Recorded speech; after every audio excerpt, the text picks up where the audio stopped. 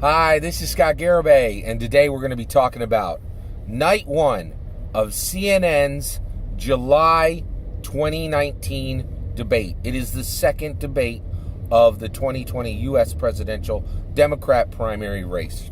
There were 10 of the many candidates who fought against one another politically, verbally. There were 5 winners, 5 losers from my selection. All right, and there is an absolute champion and an absolute defeated.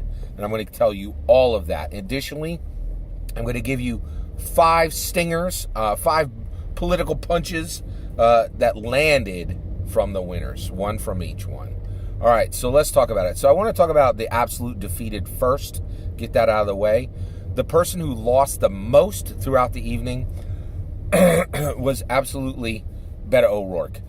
He is not the one that performed the worst, okay? He's the one that fell the farthest. In my opinion, Beto O'Rourke is in free fall. He came into this election, into this primary race, with so much goodwill from the media, so much, and with the building blocks of an amazing candidate and the ability to really move forward and put some candidates behind him. And he has taken all that gold that was clutched in his hand at the beginning of this race and purchased magical beans with it. Nothing, right? Last night he said nothing that had any risk or any shape or any significance or any impact to it. And I think that is the reason he is struggling as far as he is he is unwilling. Actually, not even unwilling. I don't think he's really capable of embracing risk, right? Everything he says is milquetoast. It's in the middle. It's just, he is, and I really feel he's in free fall. Beto O'Rourke is done. He just doesn't know it yet. Biggest loser of the night, Beto O'Rourke. The other 4 losers, without a doubt, Hickenlooper, not going anywhere. Surprisingly, Pete Buttigieg, a lot of repeated content, stuff he said before, nothing really new, nothing shocking, nothing significant. Just really, and I'm surprised to see Pete on the losing side. He has enough money, he has a good team, there's really no excuse for it, but he is failing to distinguish himself. He's failing to surge forward. He is failing to come out as a fighter, right? He's just back in the pack, and he definitely was on the losing side last night. Another loser, Amy Klobuchar. This is a loser I hate to report. I really like Amy Klobuchar. She is a fighter. She is a really talented politician. She has some spicy things to say, but the reality is, I think she's going head to toe with Elizabeth Warren, right? I think they both have a similar profile. They both have a lot of the same stances, and Elizabeth Warren is just very clearly outpacing her. They're standing in the same space, and Elizabeth Warren is just the far better candidate between the two, which I really think is kind of sad. I wish Amy Klobuchar was able to move forward a bit. I love the fact that she's a Heartland stalwart, and she understands the value of being that. But everything she's doing is just not enough to get over the hurdles. And Elizabeth Warren is a ferocious competitor and is really just keeping Amy back, right? Then last one is Tim Ryan. Just a very duplicative candidate. Really nothing major to say. Nothing new, nothing distinct, nothing shocking. Just really not moving forward. Those are our 5 losers. Let's talk about our 5 winners for the evening. All right, number 1 champion of the evening. Won the entire debate with one statement, okay? One question was absolutely critical last night. I could not believe this question. CNN came forward with an absolute stunner question. I never expected to hear it. It was incredibly well crafted.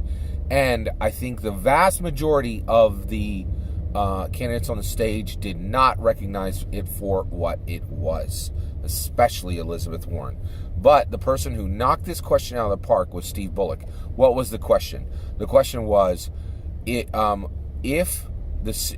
would you ever strike first, use a nuclear weapon first against another nation, right? So the question was, would we do the same thing we did? So the question was, would you use a nuke first, right? Would you have to have had a report that a nuke had been launched to the U.S. or the U.S. had already suffered a nuclear strike, and then you launch your nukes? Or is there a circumstance, is there a situation where you would use a nuke on a nation first? You would be first striking them with a nuclear device before they strike you with a nuclear device. I could not believe it. Steve Bullock, okay, so Steve Bullock, I think he's Montana, governor of Montana, came out and he specifically said, yes, I will. This was absolutely stunning, okay? Now, I have voted for Republicans and I have voted for Democrats. I have been a registered Republican. Many Democrats have never been a registered Republican, right? And frankly, for people like me, Republicans who come over to vote for Democrat candidates when the Democrat candidates are very strong and good, basically, we often really feel that, that the military in the hands of a Democrat, they're just waiting until they can be used again, right? Essentially, that generally Democrats, they don't really like the military. They don't like giving spending to the military. And once a Democrat president goes in, it's just kind of a waiting zone until a party or a candidate that knows how to use the military is going to get back in, that really has any use for a military, that has that sees any value in what a military does, right? And generally that's just not Democrats, right? So Steve Bullock, who replaced Eric Swalwell, right? Eric Swalwell is already out, right? So Steve Bullock was brought in to replace Eric Swalwell. He said, yes, I would, in some circumstance, in some situation, use a nuke first. Why did this win him the evening? One, it was absolutely shocking. It was shocking to see that there are still Democrats that remain that say, I see the value in having military might. Because I don't think almost any other Democrat is really saying that right now, right? And so that was very shocking. And then also, this is the part that I think won him the entire evening. Elizabeth Warren quickly said, no, I would never do that. I would never use a nuke first. I would wait, right? I would wait to see that if we were struck first. And I was like, holy cows. Now, here's why I think this is so dangerous and why Elizabeth Warren absolutely bobbled that question, right? This is really a question about World War II, right? Were we right in what we did in World War II? And so this is CNN, an incredibly liberal station, excuse me, media platform, really saying very clearly that, were we right in how we ended World War II? Well, this is and in my opinion, the answer is yes. We made some harsh decisions in World War II, but that's because millions of people were dying. Like, people were dying by the millions. The world was burning, right? And it meant there had to be decisive action, right? And the reality is, I am very thankful for what the silent generation accomplished.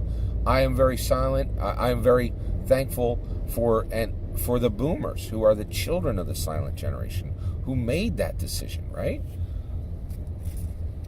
And I think Elizabeth Warren's statement, and everybody else who said they would not, they would not use a nuke first, was really saying we were wrong in how we handled World War II. That is the worst revisionist history I have ever heard, and that is some of the worst revisionist history I have ever heard, and that is absolutely Monday morning quarterbacking, and it is horrendous, and it's incredibly disrespectful to the silent generation and the boomers. Incredibly disrespectful. And I think now I have much sympathy for Elizabeth Warren, because this question, it was like a left hook. It just came out of nowhere, right? And I don't think most candidates understood what was happening, right? But Steve Bullock was like, yes, I will nuke first. In one fell swoop. This guy was brand new. Everybody was like, who's this dude? And now everybody knows.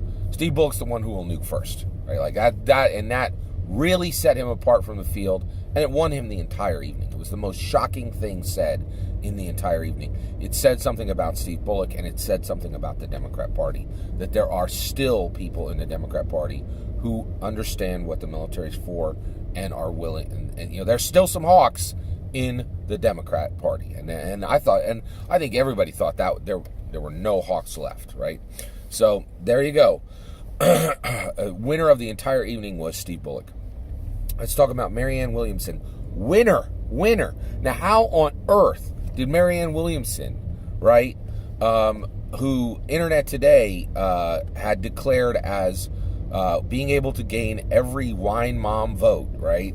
Like, how on earth did Marianne Williamson, who many people have been openly mocking, right, because of her embrace of spiritual issues in politics, how did she end up in the winners column, right? Well, one question, that's all you need. You just need to answer one question well to actually, and the reason why the bar is so low, the vast majority of what was said last night was just repeat lines that have been said a million times that everybody already knew, right? Or Trump bad, that's white noise now. Who cares if you think Trump's a bad president? Every Democrat on the planet thinks Trump's a bad president. Why waste space with that nonsense in the debate? There'll be plenty of time to say Trump bad when you're running against him. Don't waste your time when you should be distinguishing yourself from other Democrat candidates saying Trump bad. It's a ton of white noise, right? So, and then there was a ton of answers to questions, of people answering questions and saying, and not of people talking when they should have been answering questions and dodging the questions they had been asked. So there was just, excuse me, an absolute ton of white noise last night, right? So what do you do with that, right? So how did Marianne Williamson land here? One answer. She had an incredible answer to the reparations question. They were asked, what will you do about reparations, right? And Marianne Williamson, actually, the question specifically was, everybody on the stage has said they're willing to start a committee to study if reparations should be given, right? And Marianne Williams like, I ain't singing that noise, man. I'm not making some committee to study some nonsense. If I am president, I will give reparations. The only question left is whether it will be $200 billion. It will be no less than $200 billion, and it will be no higher than $500 billion, because that is politically feasible, right? And it was a stunner answer, right? It left every single person that was still talking about committees for reparations saying, all your noise is nonsense. I've got an answer for this question. My answer is clear.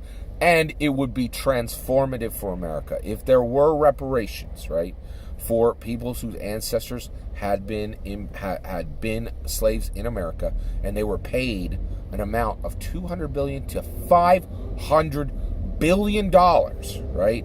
One, that would help to move the lives of all those people forward, right? And then in addition to that, it would start a very long line of changes in America. Without a doubt, the next group in line would be the Native Americans. And how far could reparations go for that group? That could literally be the return of land, right? Some or even all, right? That is truly transformative. So Marianne Williamson had a direct, distinct, valued answer on how much she would give to people whose ancestors were slaves in America, and that number was between $200 billion and $500 billion. It was very direct, and it shamed every candidate on the platform who had a committee answer or an answer that was not a hard number, right? And it really surged her forward. Next was Delaney. Delaney was in the winners column last night. I was stunned. He was in it every step of the way. He was throwing jabs with Sanders. He was throwing jabs with Warren, right? Political. And basically it was, he was everywhere, right? He was in the middle of it. And honestly, I had completely counted this guy out. I think a lot of people had counted out Delaney, and he showed up. I was like, wow, And so what did he say that was significant, new, shocking, blah, blah, blah, right? Well, he said one thing that was truly incredible. He he just absolutely threw a political jab right at Sanders' chin, landed that thing, right? And it was, Sanders, you will make private health care illegal, right? There are union reps there are union workers who have fought for decades to get incredible plans that will not be surpassed by Medicaid for all, and you will be taking amazing health care away from these people by making private health care illegal. It was a stunner. It was well landed, and it was a great point. And honestly, it made Sanders look bad. It really did. And so Delaney was in the winner's column last night. All right, let's talk about the last two, Warren and Sanders. Warren continues to execute like a machine. She is doing fantastic. She is doing extremely well. She is moving forward with what she needs to move forward with. I was very, very surprised with how well she did last night. She really is executing on all cylinders, and I was very, very impressed with how well she really, with everything that she delivered last night. Elizabeth Warren has a strong platform. She is a great and powerful fighter, right? And that was incredibly clear last night. You could see that very, very clearly, right? Now, what did she had one great punch that she landed political, and it was against Delaney, which speaks volumes for Delaney that Elizabeth Warren is deigning to even talk to him and throw jabs back at him, right? But she said he had been talking about what could not be done and what should not be done, and she had this great line. She's like, hey, why on earth did you run for president to talk about what we can't do and what you won't fight for? And it just landed right on the chin. Teeth got knocked out. It was a solid political blow, right? It was really, really good. And it shows that she is a fighter. She literally said, I will fight. I am a fighter, right? Like, I was like, yeah, you're in it, right? And Elizabeth Warren, she really is doing a fantastic job. I was really, really incredibly impressed with what she accomplished. All right, last one, Bernie Sanders. Holy cows. Bernie Sanders last night owned, when there was a question that was asked, and the question was, Bernie Sanders is standing for free health care and free college for undocumented immigrants. And Bernie Sanders completely this was asked of another candidate, right? And then Bernie Sanders was like, and Bernie Sanders owned this. He owned that he is for free health care for free health care and free college for undocumented immigrants. I was absolutely stunned. I could not believe what I had heard, right? I did not know this about Sanders, and it really showed, Sanders has been trying to say, I am the most left Democrat. I had thought that meant he was 50, 100 feet ahead of all the other Democrats, and he was waving back to them, and they could see his face, and he could see their face. He is so far left, that he can't even be, the other candidates have to squint to see him, and some of the candidates can't even see him, right? He's so far out there. It also told me at this point, there's really no question. Like, he is so far left that if he wins the primary, Donald Trump will absolutely massacre him. He will decimate Bernie Sanders. And the reason why is Bernie Sanders is so far left, he's not going to be able to get most of the Democrats to vote for him.